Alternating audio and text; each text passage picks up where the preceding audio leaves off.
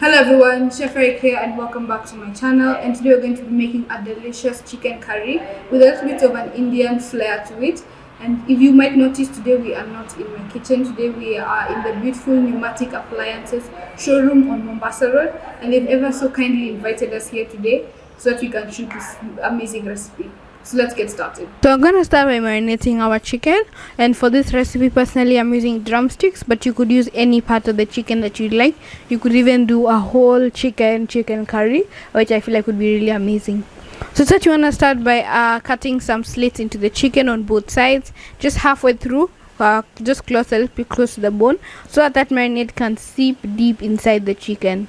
Add in your ginger and garlic, some lemon, salt, black pepper, paprika, cumin, some thyme, some thyme, some cayenne, and some garam masala into your chicken, along with some yogurt just as the binder. And yogurt is a great meat tenderizer by the way, especially for chicken. If you want something to be really nice and tender, add lemon juice and yogurt. It just works like a charm.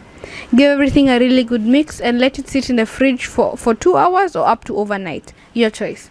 Next day, we want to gently pull it out of the refrigerator and you want to place it on the counter to come down to room temperature, just so that you can have a beautiful, nice sear on our chicken. About 30 minutes will be enough. Once it's nice and warm, we now want to head on over to the stove and add some oil into a pot, and just almost a little bit of oil just to cover the whole base of the pot. And just want to add in your chicken one by one and fry them on each side just until they're looking super nice and golden brown and delicious. We don't need to cook the chicken at this stage, so don't keep them too long on the pan. Crank the heat up high and fry them up really good.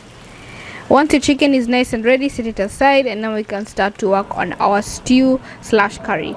So add in your onions, your chopped onions, and your chopped Dania stems, and you just want to cook them in that same pan. Do not clean it. This provides a really nice flavor for the chicken, so don't clean it out. A great chef's tip. Just want to cook it until it's nice and translucent, then add in your ginger and garlic and give that a really good mix just until it's nice and fragrant. Once it's fragrant, you want to go in with your delicious spice mix and want to add those spices in and let them toast just until you can start to smell them. That's the time that the spices are toasted. Then you want to add in some tomato paste to give that a really good mix, and add in just a little bit of water just to help get that fond off the bottom of the pan. Add in your grated tomatoes and give that a really good mix.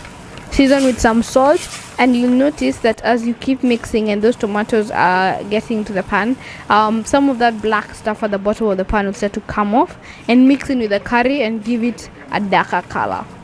Add in your fresh chili, which is optional but highly recommended, and then let it chemka just for a little bit. Add in a bay leaf and some pili pili, highly optional but highly recommended, and then you want to gently add in your chicken. Add them one at a time along with some water. You want to keep adding water throughout this process so the curry doesn't completely dry out. Mix it all nice and well, and then just want to add in some butter and some cream. I just want to let that cook for about 20 to 25 minutes, just until the chicken is fully cooked through. There's a lot chance of you overcooking it, especially if the chicken has a bone in it or the meat has a bone, and you want to just let it cook for 20 minutes. You could even do mutton or beef or whatever meat you'd like. In the meantime, we can start to make our rice. So in a large pot, you want to add in some water and then let that boil. Add in a bay leaf and some salt, and once that's nice and hot, add in your washed basmati rice and let it fully cook through. Fluff up your rice once it's nice and cooked through, and you just want to add, to get over back to the chicken. Add in some fresh coriander to garnish and give it a really good mix. If the stew is a little bit too little, add in some water. No judgment here. It's really nice to add a bit of water so it's not too thick, because when it's too thick it becomes a problem. Serve your rice and then pop over your delicious chicken. Start by layering over that delicious curry stew and that chicken, and it's legit amazing. I hope this recipe is mind-blowing and absolutely delicious, and it'll be graced for Easter lunch or an Easter dinner. So thank you guys so much for watching this video. I hope you guys give this recipe a try, and if you do, tag me on Instagram or Facebook. I'd love to see it. So thank you so much to Pneumatic Kitchen Appliances for allowing us to use this beautiful show. So make sure you like, subscribe, and share this video with all your friends. Tukutane next week.